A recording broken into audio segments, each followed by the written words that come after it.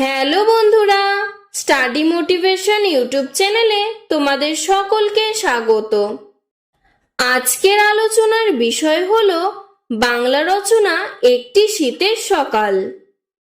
ভূমিকা: বাংলা ঋতুবৈচিত্র্যের পঞ্চম ঋতু শীত।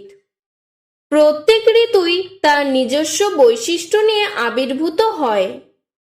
তেমনি শীতের সকালের আবির্ভাব হয় কুয়াশাচ্ছন্ন অনন্য সুন্দর রূপ নিয়ে। শীতের সময়সীমা: শীতকাল বলতে পৌষ ও মাঘ মাসকে বোঝানো হলেও প্রকৃতপক্ষে শীতের আগমন শুরু হয় অগ্রহায়ণ মাসের প্রথম দিকে।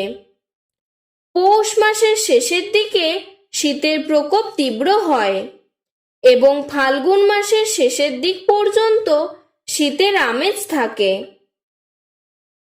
শীতের সকালের বর্ণনা: শীতের সকালে চারিদিক কুয়াশার চাদরে ঢেকে থাকে। কখনো বৃষ্টির বিন্দুর মতো শিশির পড়ে। শীতকালে উত্তর দিক থেকে হিমেল হাওয়া বইতে থাকে। একটু বেলা বাড়লে কুয়াশা কেটে গিয়ে ঝলমলে আলোয় চারিদিক উদ্ভাসিত হয়। কৃষকেরা এই সময় ফসল তোলার কাজে ব্যস্ত থাকে। পালং শাক, ফুলকপি, বাঁধাকপি, মূলা, শিম, বেগুন, টমেটো ইত্যাদি শাকসবজি পাওয়া যায়।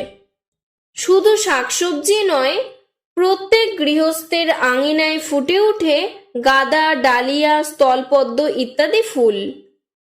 শীতকালে খেজুরের রস পাওয়া যায়, যা দিয়ে গুড়, ক্ষীর, পায়েস, ভাপা ও পুলি ইত্যাদি জনপ্রিয় পিঠা তৈরি হয়।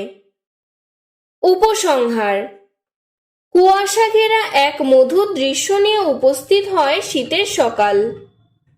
শিশির ভেজা পাতা, সকালে সূর্যের উষ্ণ আলো, নানা সুস্বাদু খাবার সব মিলিয়ে আমাদের মনে এক আলাদা অনুভূতি তৈরি করে।